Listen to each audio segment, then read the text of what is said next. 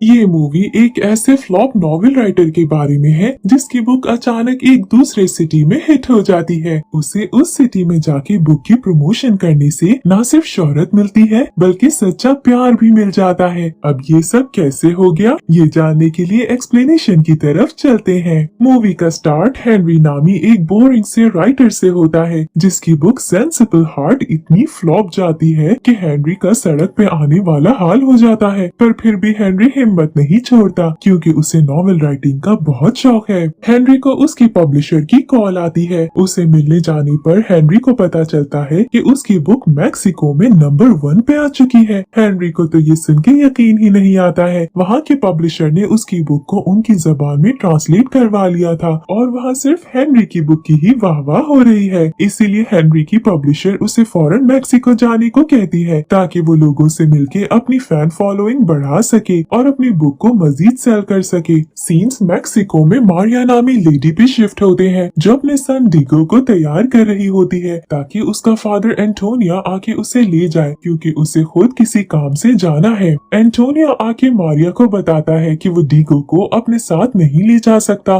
मारिया बहुत परेशान हो जाती है। अब न वो डीगो को अपने ग्रैंडपा के साथ छोड़ के जा सकती थी न खुद यहाँ रुक सकती थी, इसीलिए अपने ग्रैंडपा और डीगो को साथ ही ले जाती है। हेनरी मैक्सिको पहुंचता है तो उसे पिक करने मारिया पहुंचती है। हेनरी को लगता है कि उसके बुक के ट्रांसलेटर मारिया के ग्रैंडपा है, पर जब उसे पता चलता है कि वो मारिया है तो हेनरी कुछ मायूस हो जाता है। हेनरी इस सोच में पड़ जाता है कि पता नहीं मारिया ने सही इमोशंस के साथ उसकी बुक ट्रांसलेट की होगी कि नहीं। जब ये सब इवेंट के लिए जा रहे होते हैं तब रास्ते में हेनरी को मैक्सिको के लोग अजीब अजीब रोमांटिक वीडियोस और मैसेजेस भेज रहे होते हैं जिसकी वजह से हेनरी को समझ नहीं आ रहा होता। इवेंट पे पहुंच के लोग हेनरी को देख पागल हो जाते हैं और मारिया से बात करना भी जरूरी नहीं समझते हैं। तभी इंटरव्यू देते हुए बातों बातों में हेनरी पे रिवील होता है कि मारिया ने उसकी बुक में चेंजिंग्स की हैं, यानी उसने बुक ट्रांसलेट नहीं की बल्कि अपनी राइटिंग हेनरी के नाम से पब्लिश करवा दी है जिसका थीम हेनरी के नॉवेल से बिल्कुल अलग है। हेनरी ने प्योर लव पे नॉवेल लिखा था पर मारिया ने रोमांस और लस्ट पे लिख दिया था। यही वजह है कि नॉवेल इतना हिट हो रहा है। पर हेनरी को ये बात बिल्कुल पसंद नहीं आती। हेनरी इवेंट बीच में छोड़ के मारिया से बात करने जाता है और उसे बहुत बातें सुनाता है, पर मारिया का कहना था कि हेनरी की बुक इतनी बोरिंग थी, यही वजह है कि किसी ने उसे नहीं पढ़ा। पर मारिया की बुक में मसाला डालने से वो हिट हो गई है, इसीलिए उसे मारिया का शुक्रिया अदा करना चाहिए। हेनरी का मैक्सिको का पब्लिशर आके उसे अगले इवेंट की डिटेल बताते गाड़ी में बिठा देता है, पर हेनरी अभी भी ये बर्दाश्त नहीं कर पा रहा था कि मारिया ने उसकी 5 साल की मेहनत को ऐसे बदल के रख दिया, जिस पर दोनों बीच रास्ते में गाड़ी रोक फिर से लड़ना शुरू हो जाते हैं। अब मारिया भी मजीद बेइज्जती करवाने के मूड में नहीं थी, न हेनरी उसकी बात सुनने के, इसलिए उनका पब्लिशर बीच में आके उन्हें समझाता है कि ऐसे लड़ने का कोई फायदा नहीं है। इस तरह न ये दोनों मशहूर हो सकते हैं और न ही पैसा बना सकते हैं। अगर इनमें से किसी ने भी जुबान खोली तो बुक वापस 0 पे चली जाएगी और ये सब रोड पे आ जाएंगे। इसीलिए भलाई इसी में है कि जो जैसा है वैसे चले।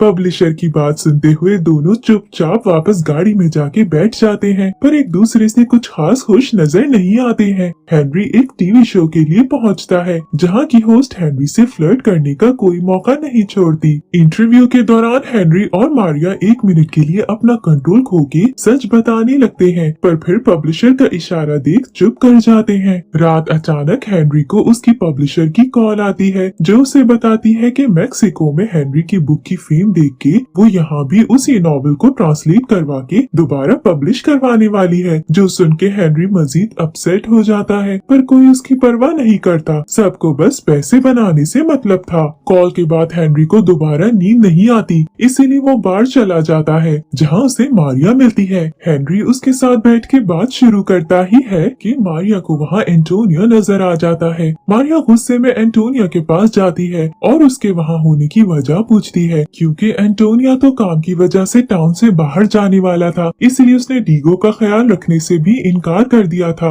उसे वहाँ देख मारिया बहुत डिसहार्ट हो जाती है क्योंकि एंटोनिया उसकी और डीगो की जिम्मेदारी उठाने को तैयार नहीं था और ऐसे उसने मारिया को इस दुनिया का सामना करने के लिए अकेला छोड़ा हुआ था। मारिया एंटोनिया की हरकतों से तंग आके गुस्से में वहाँ से चली जाती है और हेनरी से भी कोई बात नहीं करती। अगली सुबह वो सब सब अपने लास्ट इवेंट के लिए निकलते हैं, जहाँ रास्ते में मारिया और हेनरी अच्छे से बात करते नजर आते हैं, जैसे दोनों दोस्त बनने की कोशिश कर रहे हो। तभी एकदम गाड़ी का टायर पंक्चर हो जाता है। हेनरी को तो टायर चेंज करना नहीं आता था, इसीलिए मारिया खुद चेंज करना शुरू हो जाती है। वो हेनरी से कहती है कि हेनरी की जिंदगी बहुत आसान है, वो जानता ही नहीं है कि मुश्किलें क्या होती हैं। मारिया एक राइटर बनना चाहती है, पर अपनी जिम्मेदारियों की वजह से उसे नॉवेल लिखने का टाइम ही नहीं मिलता।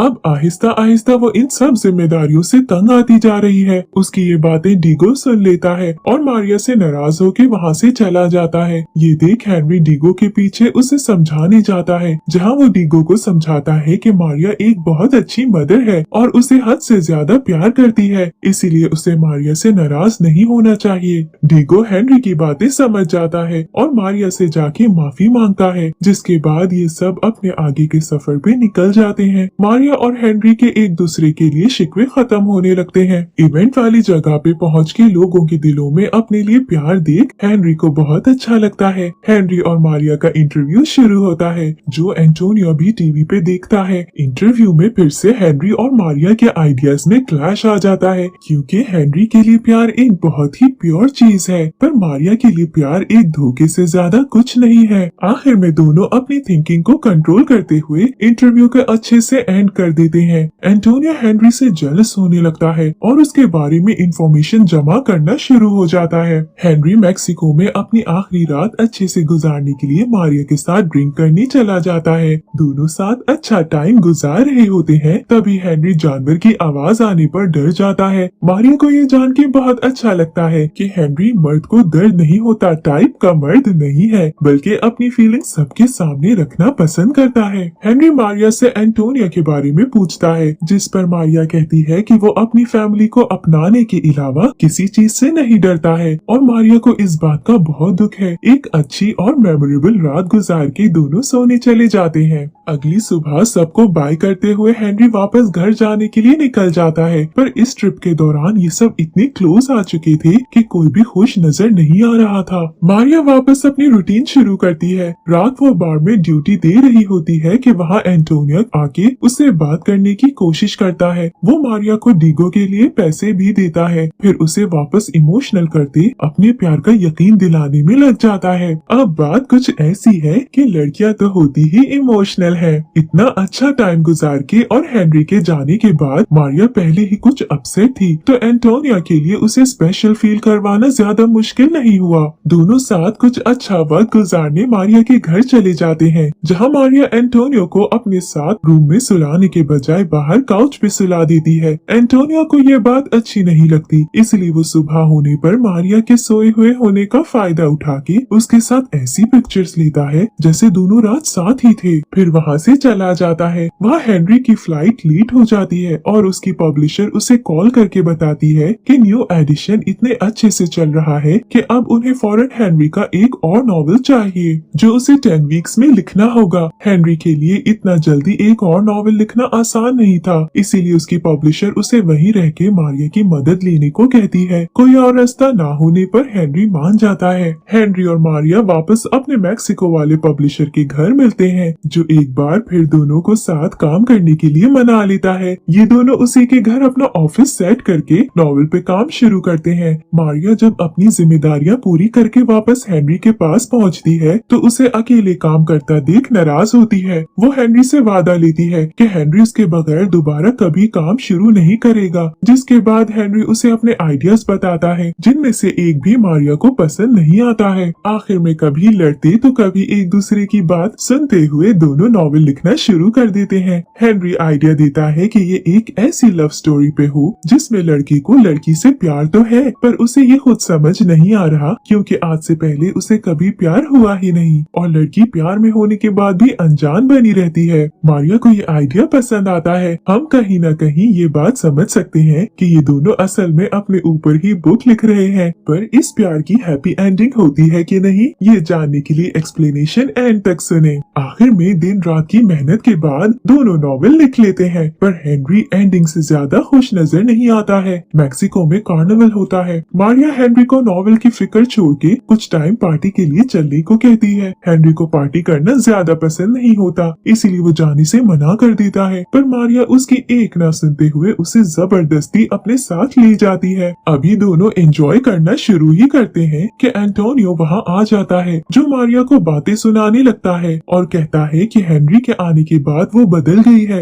एंटोनियो की फजूल बातें सुन के मारिया को बहुत गुस्सा आता है और वो एंटोनियो से अपने सब रिश्ते खत्म करते हुए हेनरी के साथ पार्टी करने चली जाती है। दोनों साथ बहुत एंजॉय करते हैं, सारी रात पार्टी करते हैं, जिसके बाद हेनरी मारिया से प्यार का इजहार करता है। मारिया की फीलिंग्स भी कुछ अलग नहीं होती, इसीलिए दोनों एक रोमांटिक सी किस शेयर करते हैं। अगले दिन एक न्यू लाइफ के स्टार्ट पर मारिया और हेनरी बहुत खुश और मुतमईन नजर आते हैं। हेनरी को अब मारिया के नॉवेल की एंडिंग से भी कोई एतराज नहीं होता है। हेनरी मजे से नॉवेल लिख रहा होता है कि उसे एंटोनियो का मैसेज आता है, जो देख हेनरी के फेस का रंग उड़ जाता है। मारिया वापस आके देखती है कि हेनरी ने नॉवेल एंड कर दिया है। फिर हेनरी उसे एंटोनियो का मैसेज दिखाता है, जो वही पिक्चर्स होती हैं जो एंटोनियो ने मारिया की नींद में होने पर ली थी। मारिया बहुत मायूस हो जाती है कि हेनरी को उस पर यकीन नहीं है। इससे ज्यादा दुख उसे इस बात का होता है कि हेनरी ने उसके बगैर बुक की एंडिंग लिख दी। उसे हेनरी से ऐसी उम्मीद नहीं थी, इसीलिए वो मजीद कुछ भी कहे वहाँ से चली जाती है। जिसके बाद हेनरी को अपनी गलती का एहसास तो होता है, पर बहुत देर हो चुकी थी, इसीलिए वो भी अपना टूटा दिल और पूरा नॉवेल लिए वापस चला जाता है। लेकिन सुकून न हेनरी को आता है और न ही मारिया को, पर बात करने की हिम्मत भी किसी को नहीं होती।